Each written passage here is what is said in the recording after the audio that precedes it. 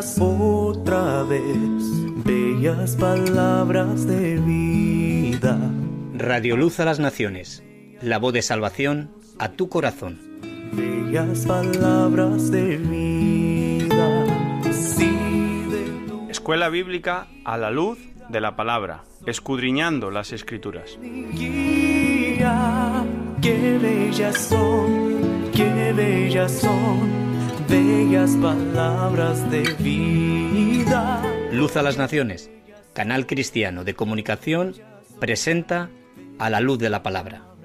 Un estudio expositivo de la palabra de Dios, una presentación minuciosa de toda la Escritura. Porque es inspirada por Dios y útil para enseñar, para redarguir, para corregir, para instruir en justicia, a fin de que el hombre de Dios sea perfecto, enteramente preparado para toda buena obra. Hoy está, bellas palabras de vida. Escuela Bíblica a la luz de la palabra, edificando sobre la roca. Sostén y guía, qué bellas son,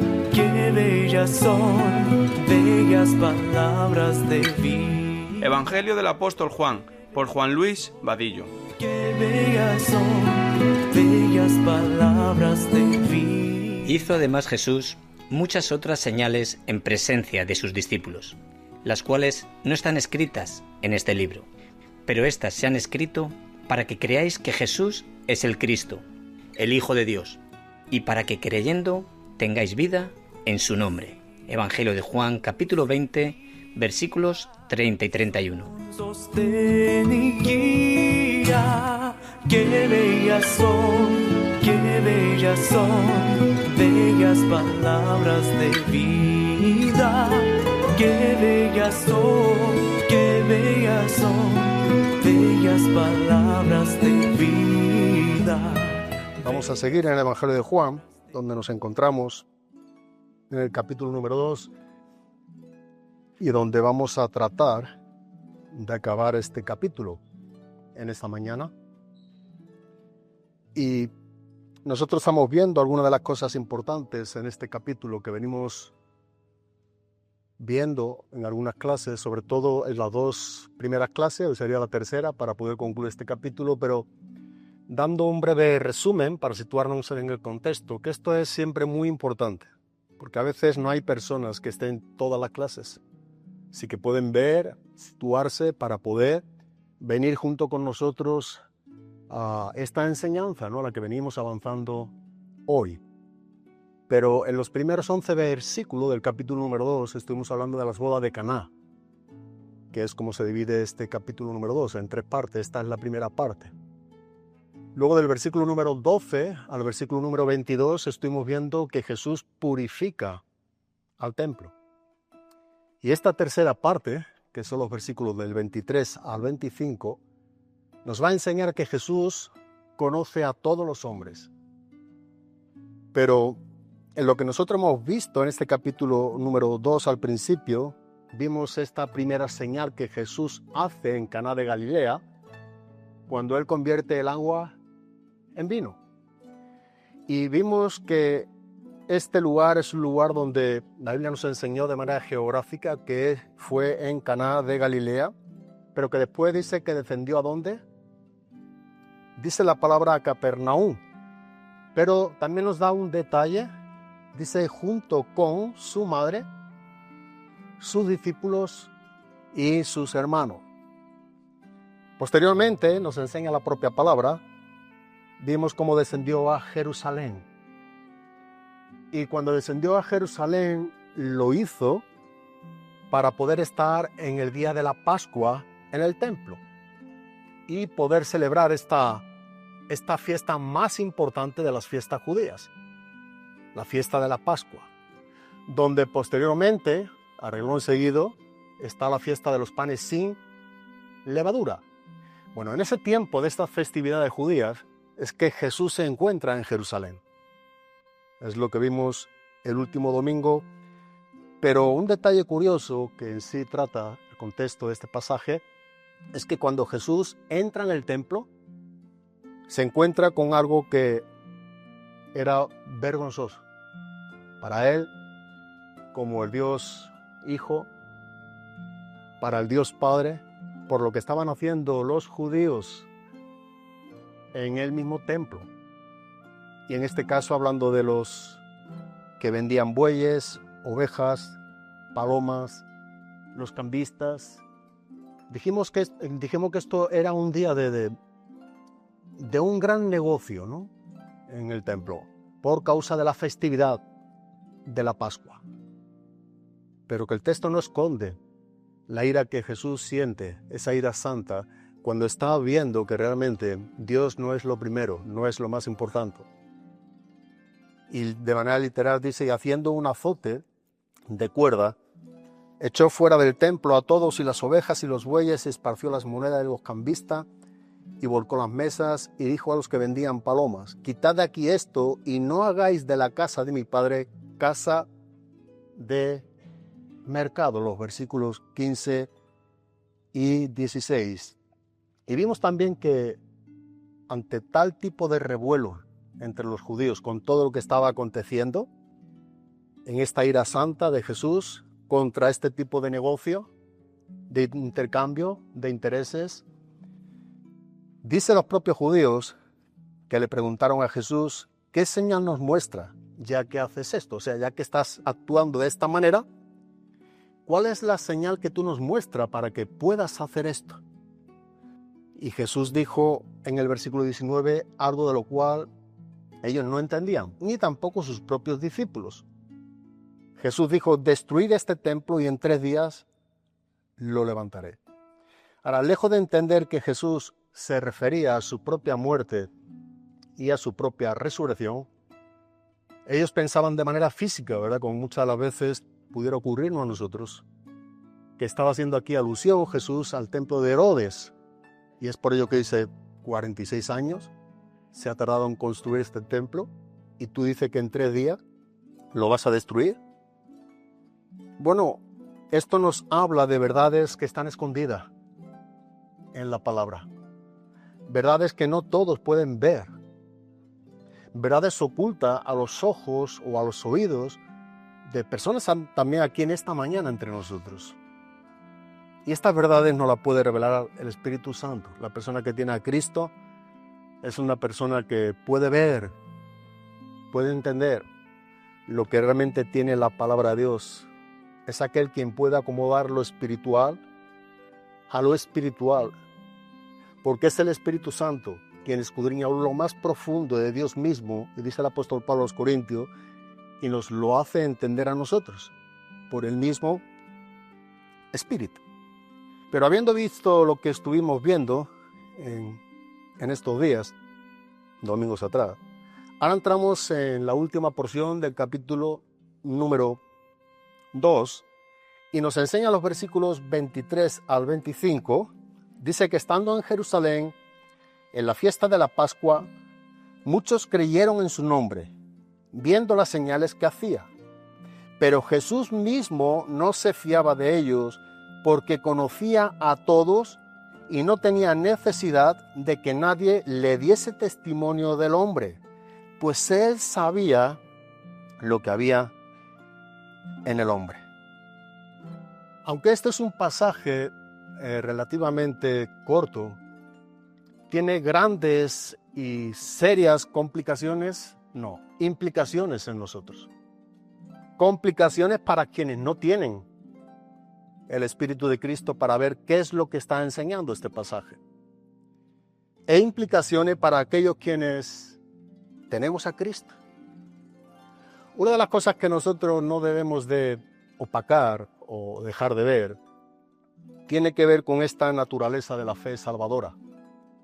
Si algo nosotros podemos apreciar en lo que nos está enseñando este pasaje es la implicación de una fe genuina, de que realmente Dios está viendo lo que hay en cada quien de nosotros.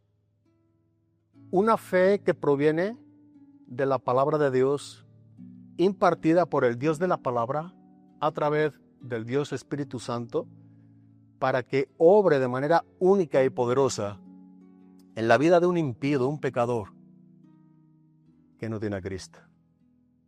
Esa es la poderosa fe que nos está hablando la Escritura. Y es de lo que me gustaría que pudiéramos ver en esta mañana. El inicio de estos versículos podemos ver en los versículos del 23 al 25, que sirven como un cierto tipo de introducción al encuentro de Jesús con Nicodemo, que es lo que veremos, si Dios permite, el domingo que viene en el capítulo número 3. Sin embargo, aunque estos versículos están sirviendo como de puente entre el relato de lo que es la purificación del templo con Jesús y Nicodemo, no por ello nosotros vamos a cometer el error de menospreciar o de no ver la seriedad y la riqueza que tiene estos 3 versículos para con nosotros. Este pasaje corto, pero tan rico, tocante a las implicaciones que tiene, tocante a esta fe salvadora. Así que nosotros vemos que en el versículo número 23 dice que estando en Jerusalén en la fiesta de la Pascua, muchos creyeron en su nombre, viendo las señales que hacía.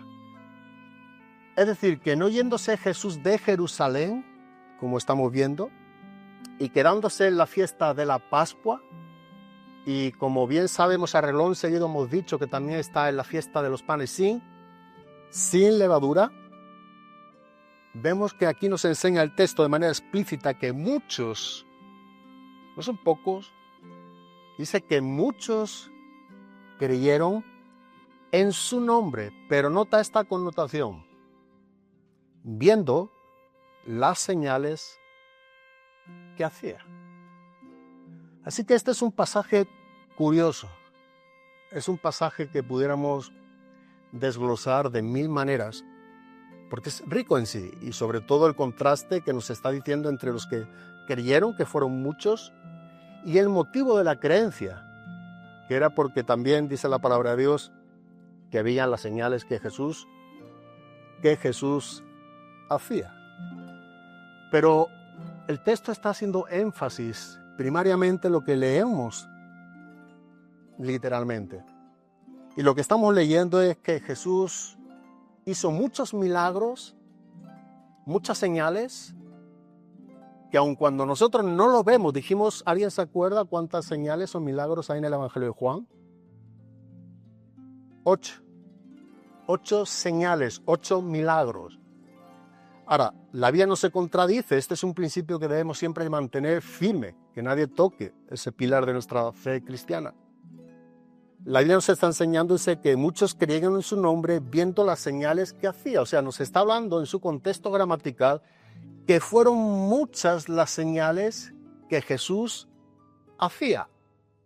Y mucho más implícito está haciéndonos entender que cada señal había un creyente. O sea, aquí nos pone un paralelo. Y el paralelo es que cada señal que Jesús hacía, había alguien que creía en su nombre, pero nota que el motivo de la creencia en el nombre de Jesús era simple y llanamente la señal, el milagro. Así que, ¿cómo es que nosotros estamos hablando de 8 milagros en el Evangelio de Juan? Y aquí nos está enseñando que son muchas. Dice en Juan capítulo número 20, versículo número 30, en el mismo Evangelio de Juan, hizo además Jesús muchas otras señales en presencia de sus discípulos, las cuales no están escritas, ¿en dónde? En este Evangelio. Ahí en este libro es específicamente y solo a estos 21 capítulos, en este Evangelio. También un poco más adelante, en el capítulo número 21, en el versículo número 25, que es el último versículo del Evangelio de Juan, y hay también otras muchas cosas que Jesús hizo, las cuales si se escribieran una por una, Juan dice, pienso que ni aún en el mundo cabrían los libros que se habrían de escribir. Amén. O sea, lo que nos está enseñando el mismo Evangelio de Juan, no en otro Evangelio, y el mismo apóstol Juan, quien escribe el Evangelio de Juan, es que no solamente Jesús hizo 8 milagros, u 8 señales en su vida o en su ministerio. Lo que nos está enseñando, lo que nos está haciendo ver, es que nosotros debemos de saber que Jesús hizo muchas señales. Y como resultado o consecuencia de esas muchas señales, muchos creyeron en su nombre. Volvemos a reiterar, como resultado de las señales, de los milagros. No fueron pocos, fueron muchos, porque fueron muchas las señales que Jesús hizo, y por tanto muchos creyeron en su nombre por las señales. Sin embargo, nosotros sabemos que no fueron pocas, no fueron 8, fueron muchas señales. Ahora, nosotros volviendo a nuestro texto y viendo que este es el resultado de las señales que muchos creyeron en su nombre, pareciera que esto sería suficiente para ser salvo y conocer realmente a Cristo.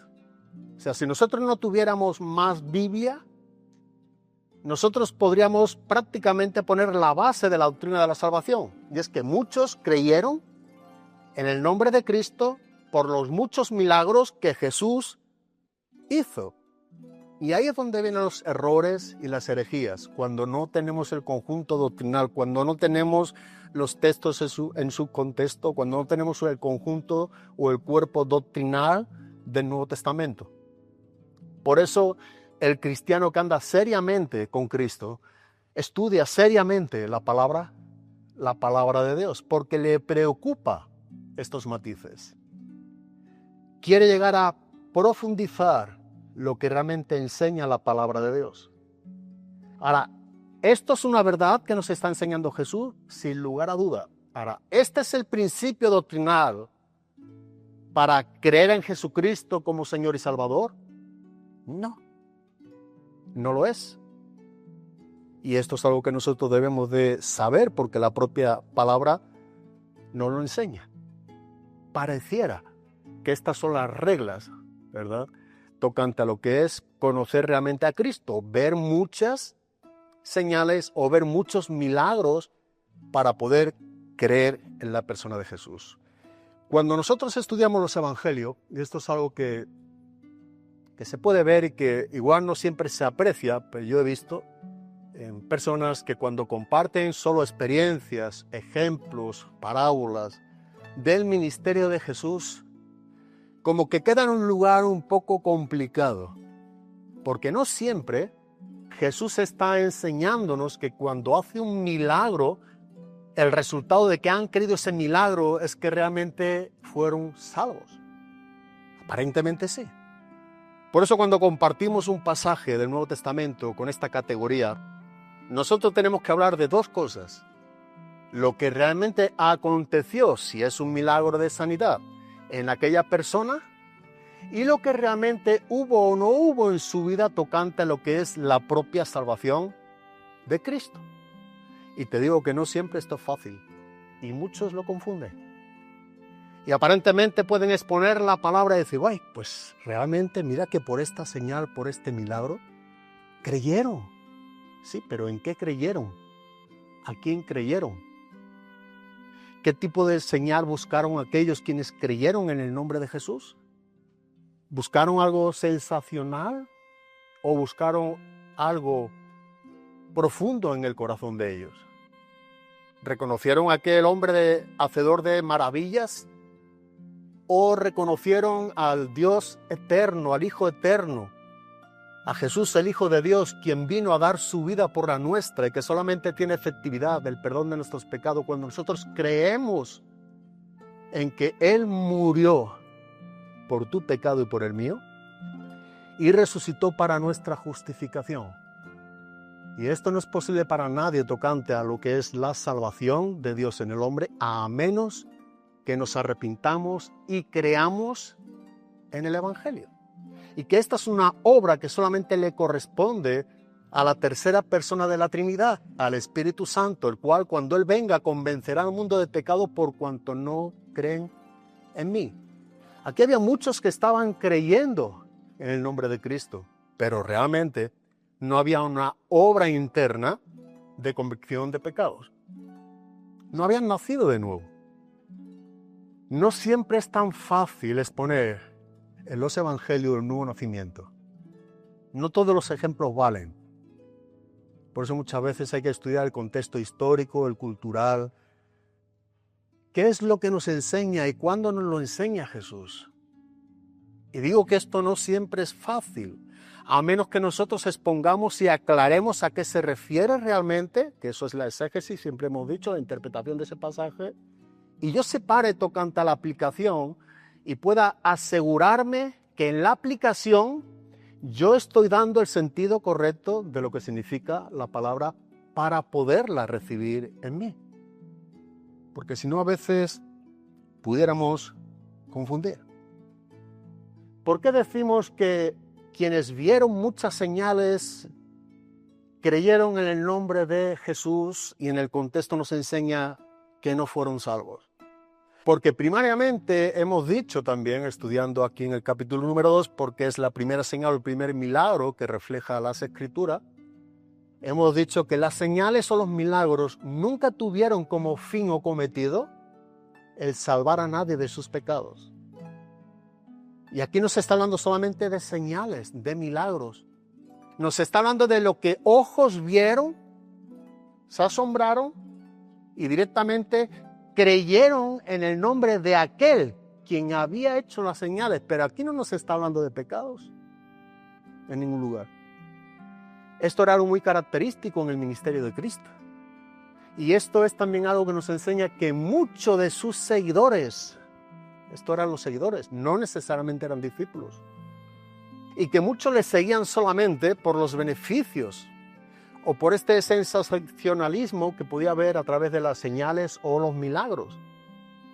Pero esto no quiere decir que realmente Dios estuviese obrando poderosamente en esos corazones individualmente.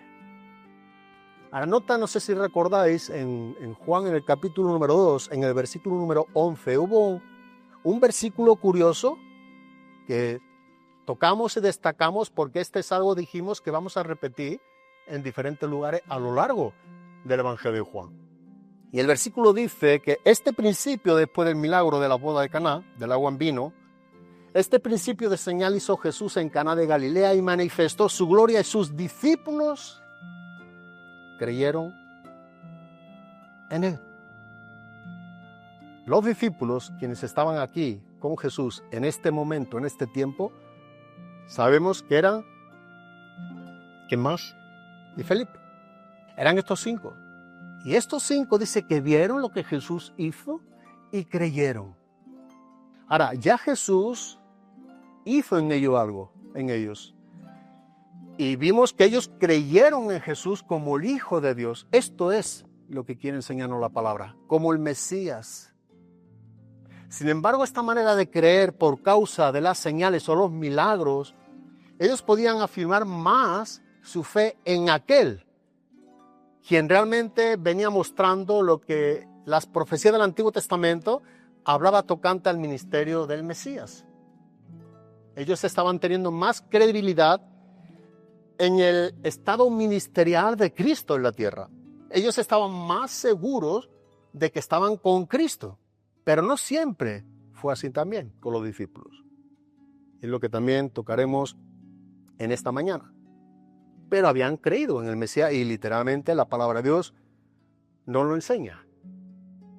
Así que este tipo de creer para salvación no es el resultado de una señal o un milagro. La señal y el milagro siempre está hablándonos de algo externo que nuestros ojos físicos ven. Cuando habla de un milagro en tu corazón y en mi corazón, nos habla de algo interno que solamente Dios conoce. Dios obra en ti y en mí cuando realmente es un nuevo nacimiento siempre de dentro hacia afuera. Siempre lo hace de esta manera. Él empieza a hacer en ti y en mí, en lo más profundo de nuestros corazones, donde el ojo del ser humano no llega. Pero los ojos de Jesús, que son como llamas de fuego, que es lo que describe Juan en el Cristo del Apocalipsis, el Cristo glorificado, Él sí puede ver y penetrar a lo más profundo de nosotros y ve si realmente hay una fe que es verdadera, que cree en Jesucristo como Señor y Salvador. Así que las escrituras aquí, neotestamentarias o del Nuevo Testamento, nos están enseñando algo que muchas veces nosotros no vemos. Pero el creer que realmente procede de la palabra y por ello creemos en Cristo, es algo de lo cual siempre nos llevará hacia Jesucristo como el Hijo de Dios, el Señor y Cristo. Es curioso, pero estuve buscando algunos ejemplos de personas que creyeron en Jesús como el Maestro, como el Profeta, como Jesús solamente. Y literalmente la Biblia dice que creyeron en Él, pero no fueron salvos. Eso no significa que ese creer les salvaran. Por eso hablo de estos ejemplos en el Nuevo Testamento cuando los exponemos. Por ejemplo, en Juan, capítulo número 3, en el versículo número 1 y número 2, hablándonos de Nicodemo, literalmente nos enseña, había un hombre de los fariseos que se llamaba Nicodemo, un principal entre los judíos. Este vino a Jesús de noche y le dijo: Rabí, sabemos que has venido de Dios como maestro, porque nadie puede hacer estas señales que tú haces si no está Dios con él. Nicodemo está creyendo en Jesús como maestro, como rabí. De hecho, es el título que Nicodemo está dándole aquí a Jesús cuando aún no había nacido todavía de nuevo. Así que el hecho de llamar a Jesús maestro o rabí, habían creído en este oficio, no significa que realmente fuera el resultado de haber sido salvo. Y literalmente dice en el versículo número 2, porque nadie puede hacer estas señales que tú haces si no está Dios con él. E inclusive reconocía que Jesús hacía señales y que esto sería imposible si no estuviera Dios con él. Pero no era un hombre salvo. Este creer, esta credibilidad que Nicodemo tenía para con Jesús como el maestro, como rabí, no era producto de la salvación de Dios. En Lucas, en el capítulo número 7, en el versículo número 13, hay otro ejemplo curioso. Y nos habla aquí Lucas, Jesús resucita al hijo de la viuda de Naín. Este es un ejemplo que no todos lo ven. Por eso digo, es fácil hablar a veces de algo que aparentemente pareciera que está hablando de algo cuando la Biblia no lo habla, lo hablamos nosotros. Ahora, por eso es necesario separar entre lo que dice el pasaje y lo que tratamos de aplicar nosotros del pasaje. Pero esto siempre hay que marcar la diferenciación. Y dice en Lucas 7, los versículos 13, 16, cuando el Señor la vio, compadeció de ella y le dijo: no llores. Y acercándose tocó el féretro, y los que lo llevaban detuvieron, y dijo: joven, a ti te digo, levántate. Entonces incorporó el que había muerto y comenzó a hablar, y lo dio a su madre. Mira lo que dice el versículo número 16. Y todos tuvieron miedo y glorificaban a Dios, diciendo: un gran profeta se ha levantado entre nosotros, y Dios ha visitado a su pueblo. Pero aquí tampoco eran salvos. Aquí está hablando de un gran profeta, otro oficio de Jesús.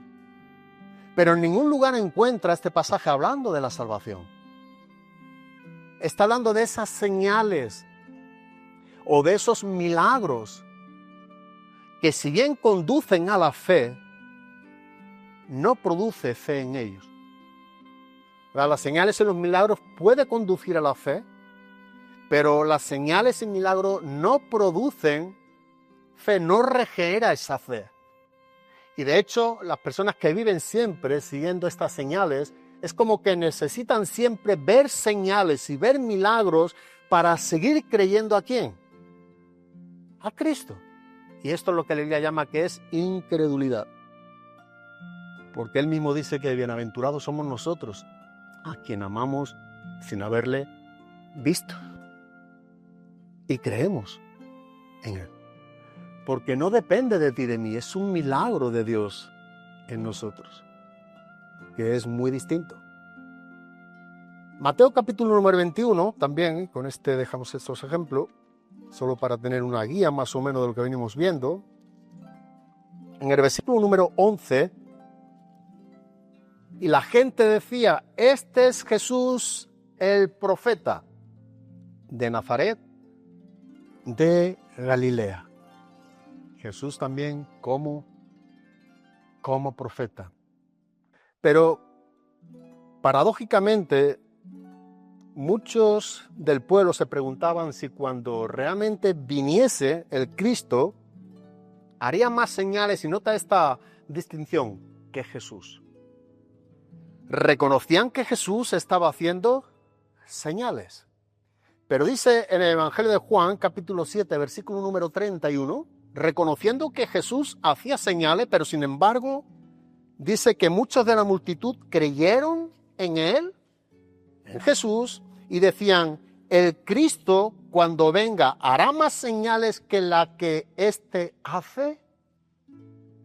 Qué curioso. ¿Acaso está hablando de dos personas? No, es el mismo. Ellos tenían esta dicotomía. Ellos hablaban de dos personas. Ellos separaban a Jesús del Cristo.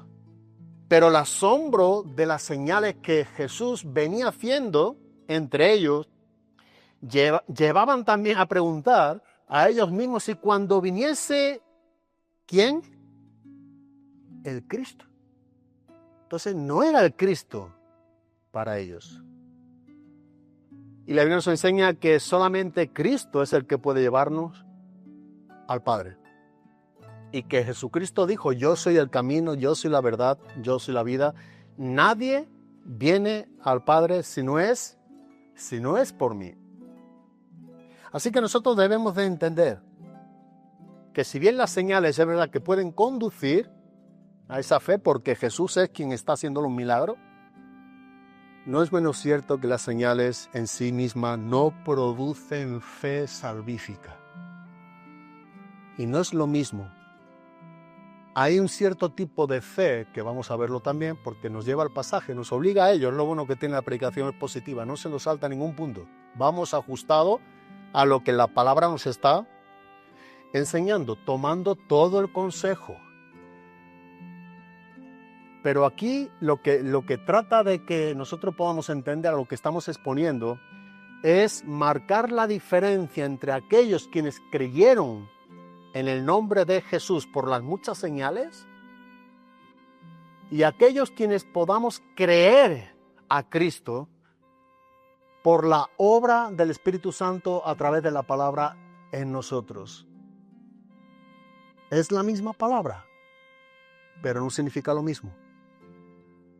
Nosotros debemos entender que para que tú y yo seamos salvos según la palabra de Dios, tiene que haber en ti y en mí una fe que realmente la produzca, la regenere, la propia palabra de Dios. De ahí que en Romanos capítulo 10, versículo número 17, nos está enseñando de dónde es que viene la fe. Así pues dice que la fe viene por el oír y el oír por la palabra de Dios. Dicho de otra manera, la fe que puede salvarte a ti y a mí es una fe que la origina, que la produce la propia palabra, que Pedro dice que es la simiente incorruptible. No es una simiente corruptible de los hombres, sino es una simiente incorruptible la que obra en ti y en mí con poder, que es la palabra de Dios. Y eso lo está marcando la diferencia aquí de manera bastante categórica, la propia palabra de Dios. No debemos de olvidar o tener en mente, debemos seguir teniendo en mente lo que vimos también, no muy lejos de esta clase, en Juan capítulo 12, versículo número 37, que la propia palabra nos enseñó, como consecuencia también a lo que estamos estudiando, pero a pesar de que habéis hecho tantas señales, tantas señales, delante de ellos no creían en él. Así que por una parte, hay quienes viendo las muchas señales que Jesús hacía, muchos creían en su nombre. Pero por otra parte, a pesar de que Jesús venía haciendo muchas señales, esto no fue suficiente para que creyesen en Él. Parece lo mismo, pero no es lo mismo. Es el objetivo de tu creencia y la mía. Es el objetivo de nuestra fe. O sea, ¿para qué yo estoy creyendo en las señales de Jesús? Y la otra cosa que nosotros estamos viendo es ¿por qué yo he creído en lo que Jesús ha hecho a favor de mí? O sea, tu creer y mi creer, ¿qué es lo que está buscando en Jesús? ¿Qué es lo que nos acerca al nombre de Cristo? ¿El milagro? ¿La señal? ¿Lo sorprendente? ¿Lo sobrenatural? ¿Qué nos está llevando a creer en Cristo? ¿Es nuestro pecado? ¿Es nuestra miseria? ¿Es nuestro reconocimiento de que Él es el Señor? ¿Él es el Dios Santo? ¿Qué nos lleva a acudir a Cristo? ¿Qué nos está llevando a creer en su nombre? Por eso nosotros estamos viendo que no toda fe o no todo creer es un creer salvador. O es un creer que realmente nos pueda salvar. Del grupo del cual nos habla aquí el apóstol Juan, en nuestro texto dice nuevamente que muchos creyeron, no fueron pocos, fueron muchos los que creyeron, pero aquí está usando los ojos físicos, la vista. Este es el lenguaje de los que creyeron, los ojos, viendo las señales que hacía. Esta es la fe superficial.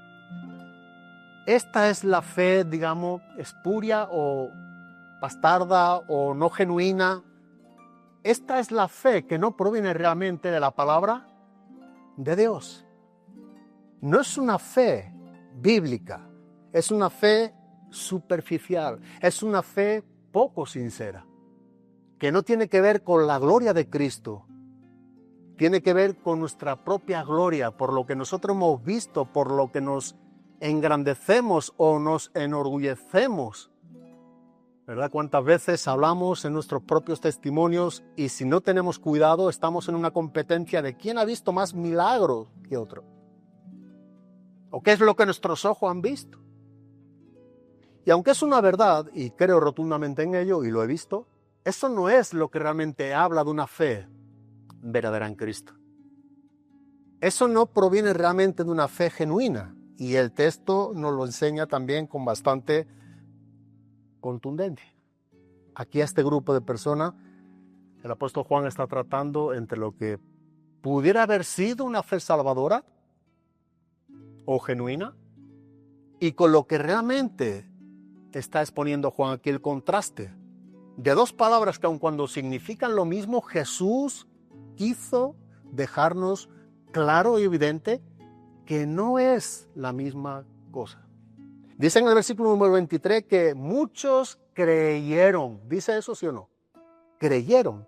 Pero en el versículo 24 dice que Jesús no se fiaba de ellos. Si tú miras este verbo en el griego, tanto los que creyeron como la palabra fiar o se fiaba, no se fiaba de ellos, ese verbo fiar, es la misma palabra en el griego, pisteu. Pero no significa lo mismo. No quiere decir lo mismo. Aun cuando ambas palabras provienen de la misma palabra en su original. Es decir, que aunque creían en Jesús, Jesús mismo no creía en ellos. Eso es una diferencia. Cuando ellos creían en Jesús por lo que había visto, por las señales, lo que el texto trata de decirnos en el original trata más con esta parte. Jesús no creía en ellos. Jesús no se fiaba de ellos. Eso es lo que quiere decir. No creía, es la misma palabra. Si hiciéramos un paréntesis y nos preguntáramos a nosotros mismos, ¿Jesús cree hoy en ti? ¿En la fe que tú tienes? ¿En la que yo tengo? La diferencia la marca qué es lo que tú sigues o buscas. ¿Qué es lo que yo sigo o busco? ¿Qué es lo que busca nuestro corazón? Este es el distintivo que marca la diferencia en nuestra vida cristiana. Y solamente esta. Es la misma palabra, no significa lo mismo. O sea que en el griego también dice lo siguiente, cuando está hablando de la palabra y no se fiaba. Él no tenía fe en la fe de ellos. Vuelvo a repetir. Él, Jesús, no tenía fe en la fe de ellos. Ellos creían en Jesús por las señales, pero Jesús no se fiaba de ellos. O Jesús no tenía la fe en la fe de ellos, no creía en ellos.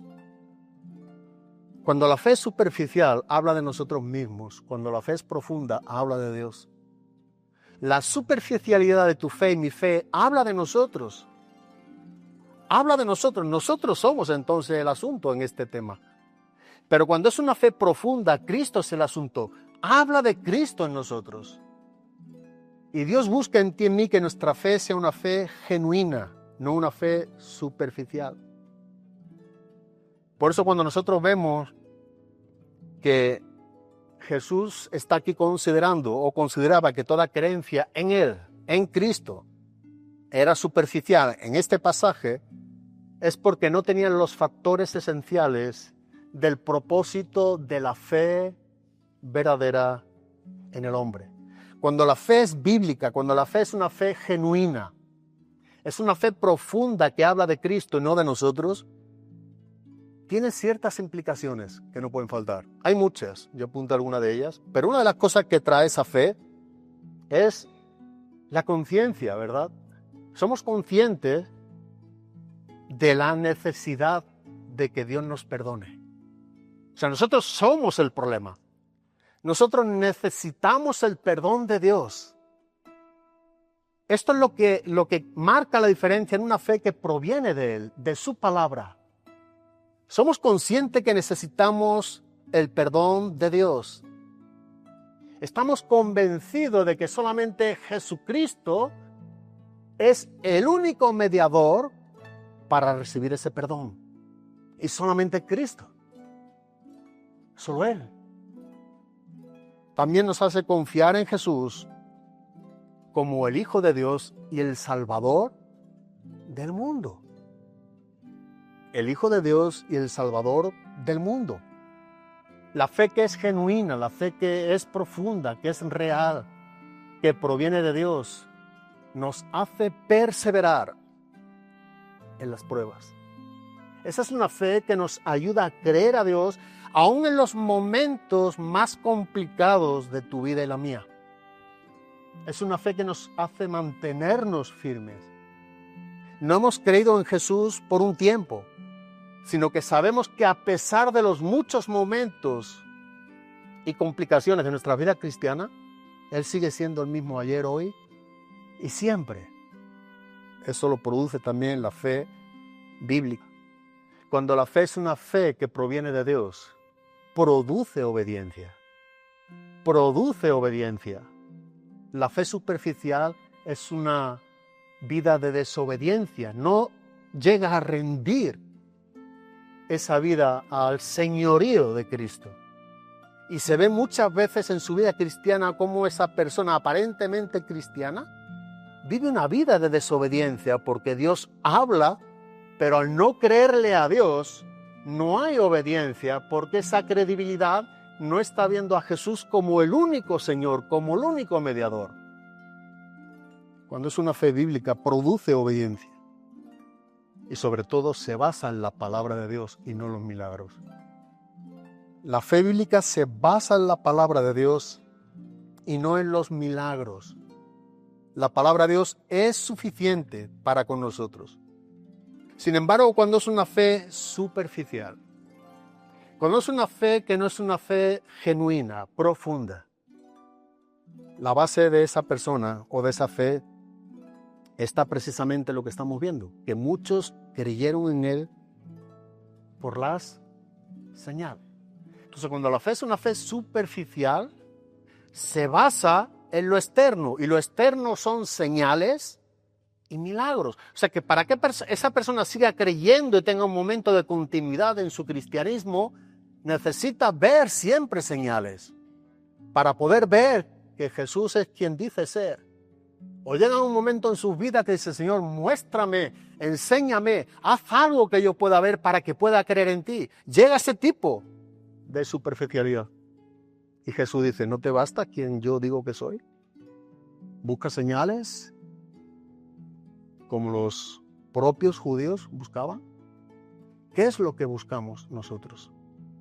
No es suficiente que tú y yo nos dirijamos a Dios por quien es Él y sea suficiente para decir, Señor, creo en ti. O ayúdame en mi incredulidad, que es una oración muy sincera que a veces nosotros no lo reconocemos. Y que los propios discípulos nos enseñan en la palabra que tuvieron que dirigirse también de esta manera a su Señor. Y no muéstrame, o haz. ¿Verdad? He visto a cristianos y he hablado de verdad, que para poder continuar con Cristo y que dé la vuelta, que me aparezca alguien allí, y que hoy me pase cualquier cosa. Y están todos los días pidiendo señales. ¿Sabe qué vida tan triste delante de Cristo? Como si lo que Cristo hizo en la cruz no hubiese sido más que suficiente para rendir el más vil pecador. Como si la grandeza de la gloria de Cristo en la cruz, esa gloria sangrienta por la cual Él glorificó al Padre, y ese consumado es, no hubiese sido suficiente. No, ahora para que sea suficiente tiene que ser que yo al doblar la esquina me encuentre con mi abuela. Entonces creeré en ti, Señor. Eso es magia, superstición. Y aunque Dios pudiera hacerlo nuevamente, no es la norma de la Biblia, no es la doctrina. El cristiano que vive en este tipo de oración con Dios es un cristiano vulnerable y débil. Y siempre es un cristiano que no cree la palabra de Dios.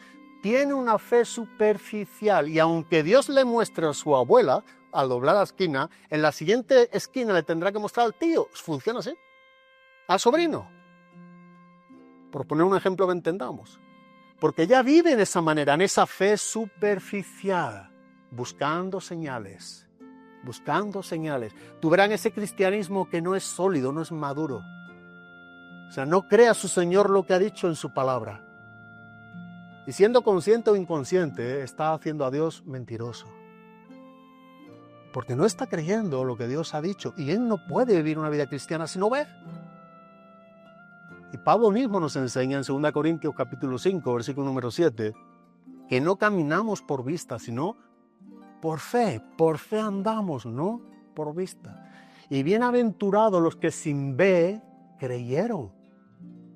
Entonces esa es la fe bíblica. La superficialidad de la fe necesita ver. Porque no pueden creer. A menos que los ojos vean. Este es el tipo de persona que nos está enseñando. Pero una fe superficial no produce un arrepentimiento en el corazón. No produce también un cambio de manera de vivir. Eso lo produce la fe profunda. Una fe superficial es gobernada siempre por las emociones. Las personas más emocionales que hay son las personas más superficiales que existen. La emoción es bíblica, pero hasta cierto punto. Porque las emociones, los sentimientos, es prácticamente el sostén de una fe superficial. No de una fe profunda, genuina, verdadera, que está delante de Dios como quien es Dios. No buscan satisfacciones en ellos mismos, que eso es lo que buscan las emociones, los sentimientos, sino que buscan una transformación de la palabra de Dios en ellos. Y cuando Dios transforme el corazón de ellos, su fe no será una fe superficial, sino que será una fe genuina y profunda, donde Dios dice y nosotros obedecemos. ¿Lo ha dicho Dios? ¿Qué más tengo que buscar? ¿Quién tiene que venir por esa esquina para que me lo diga? Lo ha dicho Dios y eso es más que suficiente. Y sobre todo, tales cristianos no suelen permanecer en Cristo. No suelen permanecer en Cristo. No se le ve en una vida de permanencia. No permanecen en Cristo. Porque como es una fe superficial, no es una fe profunda, entonces buscan las cosas externas. Son guiados por la vista, por los ojos. Y eso siempre habla de emociones y sentimientos. El corazón tiene otro lenguaje, aunque no deja de tener el lenguaje de las emociones y los sentimientos. No sé si me explico, pero tiene otro lenguaje. El lenguaje de la credibilidad a Dios. Antes leyó César un pasaje, pero me gustaría tocar nuevamente Juan capítulo número 8, versículo número 30. Hablando de estas cosas, dice que muchos, ¿cuántos nuevamente? Creyeron en él. Otra vez encontramos aquí multitudes. Y el problema no es que no creyeran. El problema no es con que no se crea. El problema es a quién nos está creyendo. El hombre cree. Ya es algo que está en él. El problema es a quién está creyendo. No es lo mismo creer en Dios que creer a Dios. Y aquí nos enseña que hablando él estas cosas, muchos creyeron en él. Dijo entonces Jesús a los judíos que habían creído en él. Por tanto, eran judíos, eran muchos y habían creído en Jesús. Si vosotros permaneciereis en mi palabra, seréis verdaderamente mis discípulos y conoceréis la verdad y la verdad os hará libres. Le respondieron, linaje de Abraham somos y jamás hemos sido esclavos de nadie. ¿Cómo dices tú seréis libres? ¿Nunca te ha hecho reír este pasaje cuando lo lees? ¡Qué incredulidad la de los judíos! Se vean tan grandes ellos mismos, ¿verdad? Somos descendientes de Abraham. Imagínate lo que le decían a Jesús. Jesús, ¿tú sabes de quién venimos nosotros? Y Jesús dice, antes que Abraham fuese, yo soy. Jesús le respondió, de cierto os digo, que todo aquel que hace pecado esclavo es de él, para que lo entendamos en otra manera. Jesús le dice, vosotros sois pecadores. ¿Por qué aquí el contexto de pecado es que no estéis creyendo realmente en mí como Jesucristo? Sino como simplemente que hace señales y maravillas. Y el esclavo no queda en la casa para siempre, el Hijo sí queda para siempre. Así que si el Hijo os libertare, seréis verdaderamente libres. Y dice en el 37, sé que soy descendiente de Abraham, pero sin embargo dice, procuráis ¿qué? Matarme. ¿Y cuál era la causa de esta procuración de los judíos de matar a Jesucristo? Porque mi palabra no haya cabida en vosotros. Lo que Jesús está diciendo, porque lo que decís que habéis creído, a quién habéis creído, no sé yo. Yo no sé libertado porque para libertaros tenéis que creer realmente en mí como el Hijo de Dios. Sin embargo, procuráis matarme porque mi palabra no haya cabida en vosotros. ¿Qué contraste? Creían en él, pero querían matarle. Qué creencia más rara, ¿no? Porque la palabra realmente no hallaba cabida en los tales judíos. Por eso Jesús enseña que si realmente permanecen en su palabra, es porque eran verdaderos discípulos. Venía de una fe profunda, verdadera y como resultado permanencia. No era algo superficial. El versículo 24, seguimos adelante para acabar, de nuestro texto, arroja mucha luz a lo que venimos exponiendo. Dice, pero Jesús mismo, no otro, sino el mismo Jesús que hizo señales y que muchos creían en su nombre. Ese mismo Jesús dice, pero Jesús mismo no se fiaba de ellos porque conocía a todos. ¿A todos es? A todos. Y aunque muchos afirmaban creer en Jesús, Jesús sabía que este creer no era un creer producido por la propia palabra. No era un creer bíblico. Digo, el creer, como hemos dicho en Santiago, en el capítulo número 2, versículo 19, está hablando de este punto de vista. Tú dices que crees en Dios. ¿Quién haces? También los demonios creen, ya es algo más posiblemente que algunos, tiembla de miedo.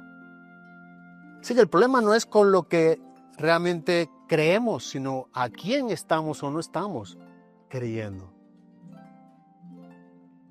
Tenemos el ejemplo de la parábola del sembrador con el campo, o los ejemplos de lo que fue sembrada la palabra, la semilla, entre espinos y entre terrenos rocosos.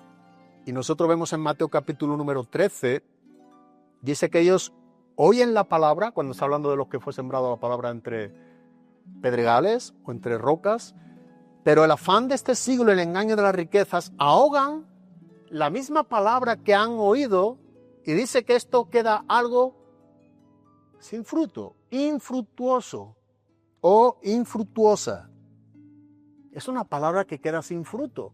¿Por qué? Porque realmente lo que ellos aman y quieren, en este caso está hablando de que el engaño de las riquezas ahogan la palabra. Entonces lo que aman realmente es las riquezas y no la palabra. Pero también el que fue sembrado entre pedregales, dice que son los que oyen la palabra y al momento la reciben con gozo, pero no tienen raíz en sí, sino que es de corta duración, pues al venir la aflicción o la persecución por causa de la palabra, luego tropieza o se apartan. Oyen la palabra y dice que al momento la reciben con gozo. O sea, oyen la palabra, es una palabra de Dios, es la semilla que el buen sembrador, a través de lo que predicamos, siembra en los corazones, y el receptor la recibe, dice, con gozo. Pero no tienen raíz, no tienen profundidad, no es una fe profunda, no ha habido un creer profundo. No tienen profundidad, o sea, no tienen raíz en sí mismo, sino que es de corta duración. Cuando vienen los momentos difíciles, la aflicción, las pruebas, lejos de perseverar, desisten y abandonan. ¿Qué es lo que enseña este texto? Abandonan, se apartan. No les ayuda a permanecer en la prueba, porque no es una fe profunda, no es una fe real, verdadera. Muchas son las veces que nos contamos entre nosotros, nos encontramos en la propia palabra y que no contamos realmente con lo que nos está enseñando la verdad de la palabra. Y el texto dice, pero Jesús mismo no se fiaba de ellos porque conocía a todos y no tenía necesidad de que nadie le diese testimonio del hombre, pues él sabía lo que había en el hombre.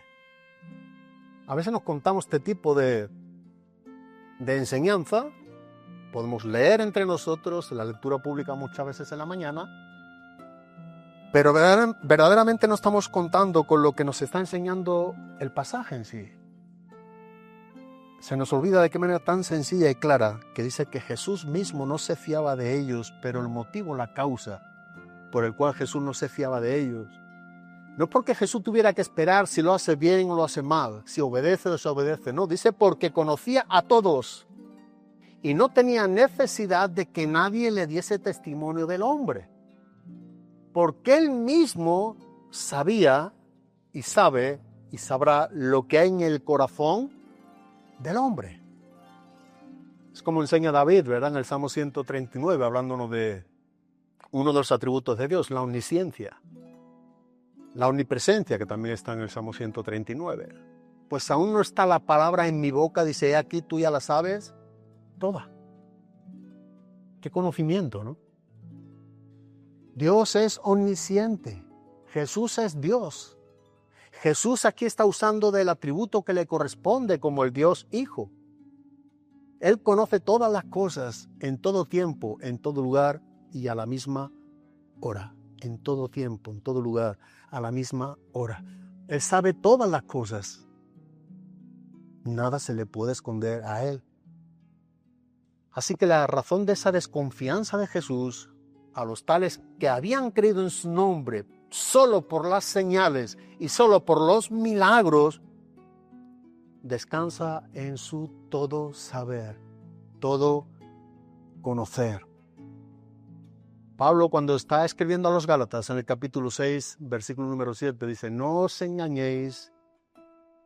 Es un engaño tonto lo que Pablo dice, no os engañéis, Dios no puede ser burlado.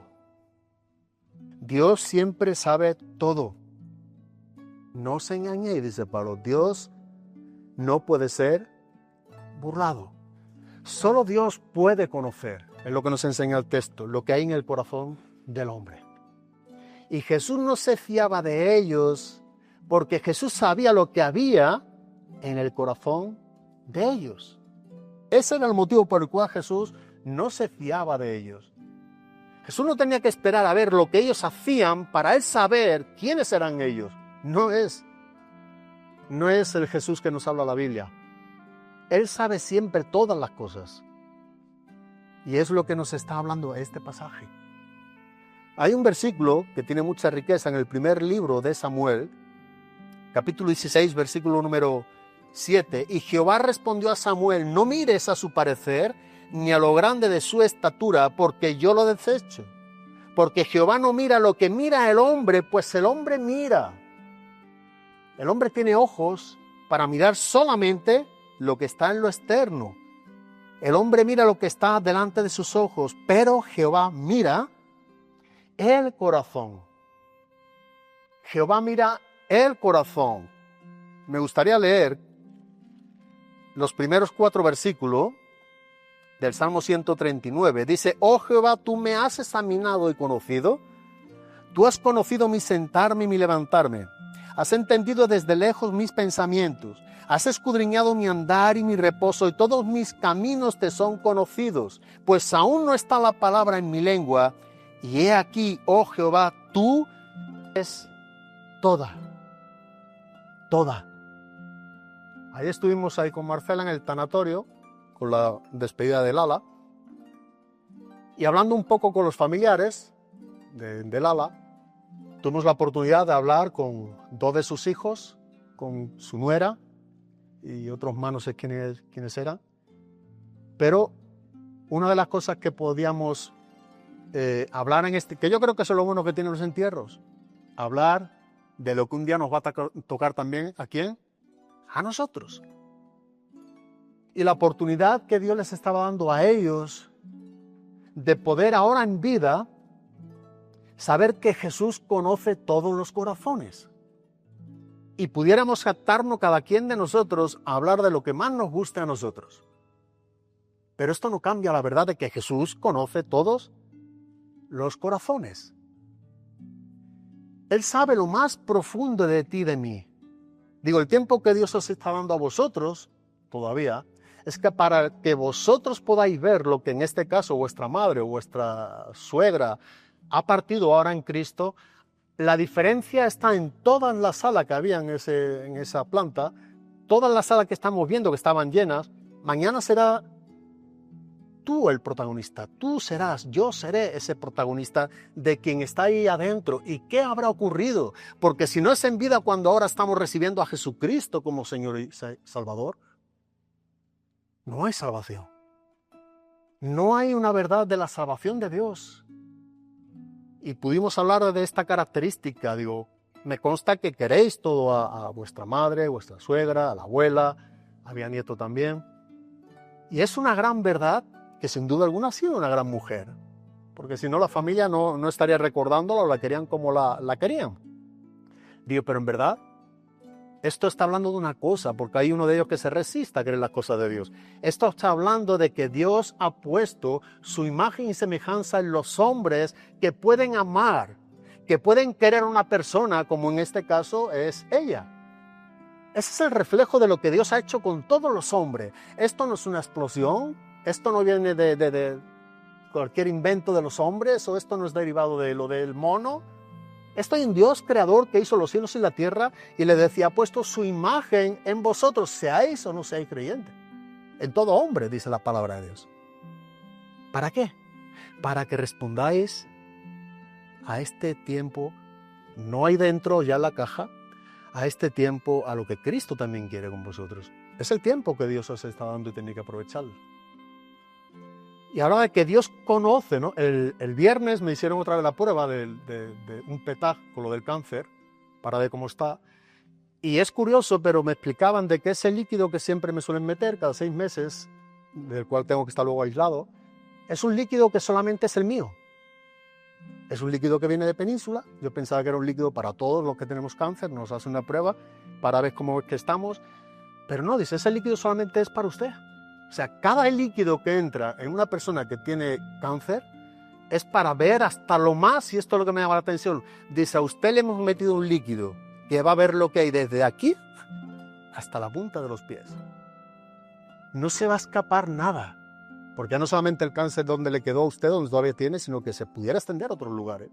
Vamos a ver todo el cuerpo por medio de ese líquido, ¿no? Y en cierta manera se me venía este pensamiento. Los ojos de Dios son como llamas de fuego. Dice que lo que Dios mira no lo mira como lo puede mirar, y aún ese líquido que hablan como algo perfecto puede fallar y tiene imperfecciones. Pero quien conoce aún lo más profundo de nuestro corazón es aquel quien realmente nos ha hecho a su imagen y semejanza. Es el que conoce hasta lo más profundo. No hay nada que le podamos esconder a él. Pero ese mismo Dios que tiene un escrutinio 100% sin fallo alguno, es el mismo Dios, dice que es grande en misericordia. Que aun sabiendo lo que pudiera haber en ti y en mí que no le corresponde a Él dice que está presto a perdonar. Y que si tus pecados o los míos fueren rojos como la grana, dice que lo volverá blanco como la nieve. ¡Qué Dios tan grande! Un Dios único, como Él es, el único Dios vivo y verdadero. No hay otro. No hay otro, solamente es Él. Así que si Él escudriña tu corazón y el mío, este mismo en el versículo número 23 y 24, mira cómo David se dirige a Dios y le dice, examíname, oh Dios, y conoce mi corazón. Pruébame y conoce mis pensamientos. Y ve si hay en mí camino de perversidad y guíame en el camino eterno. ¿Qué sensibilidad tenía David aquí? Orando a Dios con esta claridad y con este deseo de que si hubiera algo dentro de mí mismo que yo no estuviese viendo, esto es lo que David dice, muéstramelo, atiéndelo, házmelo saber, porque yo realmente quiero atenderlo en mi corazón. Prueba, conoce mi corazón, mis pensamientos, y ve, nuevamente usa esos ojos de Dios, y ve si hay en mí, en lo más profundo de mí, camino de perversidad. Algo que me esté engañando, algo que te esté engañando en tu vida cristiana. Algo que tú creas que vas por buen camino y tú estás viendo que eso es un engaño, pero estás persistiendo en ese engaño. Qué oración tan limpia, ¿verdad? Pruébame, conoce, mira con tus ojos si en mí hay algo que esté contaminado, que no sea limpio, o que sea una célula, ¿verdad?, cancerígena mala que se esté reproduciendo. Mira si hay en mí, en ti, en cada quien de nosotros. Qué bueno es mantener este corazón con Dios, este deseo de que Dios esté escudriñando nuestras mentes, nuestros corazones, los esté probando. Pero no es para condenarnos, este es el error nuestro. No es para condenarnos, es para limpiarnos, es para limpiarnos. Y no queremos con este engaño pensando de que Dios aprueba lo que yo pienso, o lo que yo voy a hacer, o lo que tengo en mi corazón. Es un engaño, a menos que tú y yo seamos como David en esta oración. Y prueba si hay en mí un camino que sea perverso. Prueba si algo no está en sintonía con tu palabra y muéstramelo y quítalo de mi corazón. Mira cómo oraba también, o la enseñanza de Jeremías, hablando directamente cómo Dios está también al control de ese corazón. Y cómo Él ve el corazón del hombre cuando no está en la sintonía como David oraba con Dios. Y dice en el versículo número 9 y 10 del capítulo 17 de Jeremías, engañoso es el corazón, dice, más que todas las cosas y perverso. ¿Quién lo conocerá? Es la pregunta del profeta. Y contesta Dios, yo Jehová, que escudriña la mente, que pruebo el corazón para dar a cada uno según su camino, según el fruto de sus obras. ¿Quién conoce lo que nadie ve? Que es el corazón. Y mira cómo nosotros vemos la respuesta de quién lo conoce. Yo Jehová. No nos olvidemos de esto. Yo Jehová, que escudriña la mente y que pruebo el corazón. Él conoce nuestros pensamientos. Él conoce nuestros corazones. Es un engaño pensar que nosotros podemos hacer, pensar, decir algo sin que Dios sepa de antemano lo que tú y yo vamos a decir, pensar o hacer. Él es el Dios omnisciente. Solamente quiero acabar con 3 preguntas, pero a modo de aplicación, y traté de poner una pregunta en base a cada uno de los versículos, al 23, al 24 y al 25. Y dice en el versículo número 23, con respecto a lo que hemos visto, la pregunta es, si has creído a Cristo, ¿cómo ha sido tu creer? Si hemos creído a Cristo, ¿cómo ha sido nuestro creer? ¿Cómo está siendo nuestro creer? Hemos creído, sí, pero ¿cómo es? ¿Cuál es la naturaleza de tu creer? ¿Buscas señales? ¿Busca lo externo? ¿Busca lo tuyo? ¿O es un creer profundo que realmente Él es todo cuanto tú y yo necesitamos? ¿Cómo es nuestro creer? La segunda pregunta, de acuerdo al versículo 24, ¿crees que Cristo tiene fe en tu fe? ¿Podemos creer que Cristo tiene fe en nuestra fe? ¿Cree en nosotros? Y la tercera pregunta, de acuerdo al versículo 25, ¿crees que hay algo en lo más profundo de ti que Dios no conozca? Tú y yo podemos pensar que hay algo en lo más profundo, en lo más recóndito de nuestros corazones, que realmente Dios no sepa en su totalidad. ¿Qué engaño sería ese, verdad? El pensarlo solamente. Jesús no se fiaba de ellos, porque conocía lo que hay en el corazón de ellos. Jesús se fía de ti y de mí. Él está creyendo en ti y en mí. Cuando Dios mira hoy y ahora nuestro corazón, podemos identificarnos a la luz que venimos estudiando con Natanael. Recordamos en el versículo 47, el capítulo número 1, si no me equivoco, cuando Jesús dice, aquí un verdadero israelita en el cual no hay engaño. Y solamente estaba viendo lo que él estaba buscando, la intención del corazón de él. Y ya Jesús estaba diciendo un verdadero.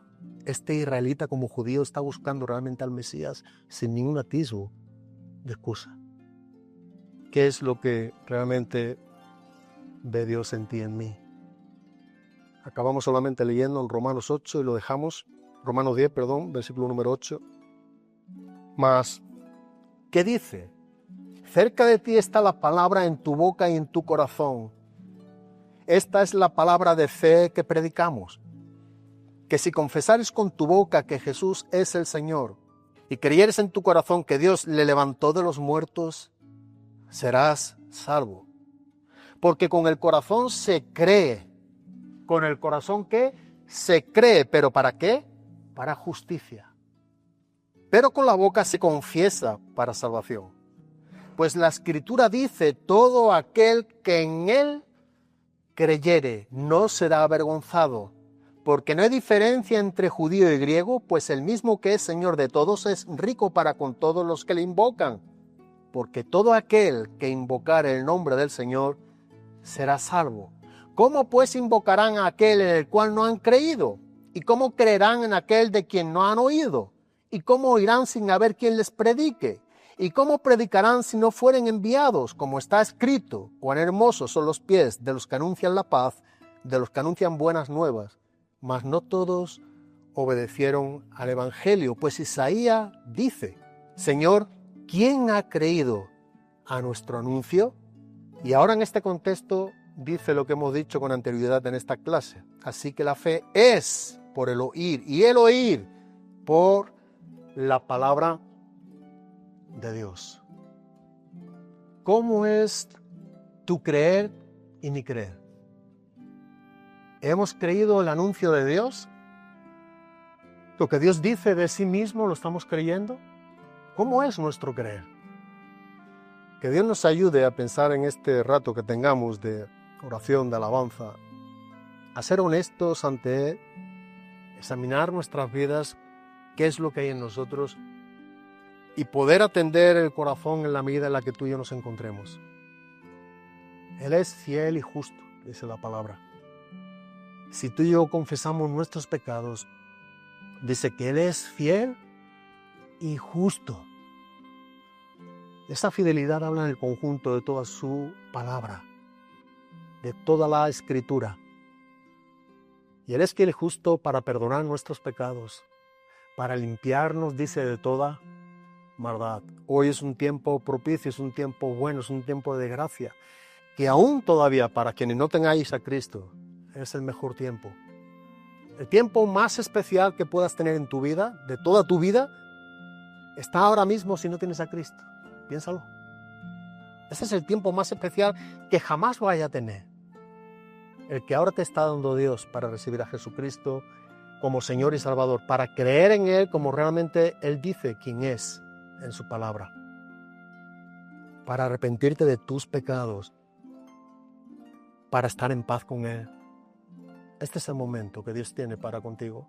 Y este es el momento el que Dios tiene para quienes ya hemos conocido a Cristo, o estamos conociendo a Cristo, ya estamos en ese camino de nuevo nacimiento, como hijos de Dios. Pero igual hay tantas cosas que pudiéramos estar engañados, que a menos que seamos honestos, poniéndonos delante de Dios y exponiendo lo que hay en nuestra mente, en nuestros corazones, y podamos decir como el salmista, y ve si hay en mí camino de perversidad. Que Dios nos ayude, podamos oír cada quien de nosotros con un corazón limpio, lavado por la sangre de Jesucristo. Amén.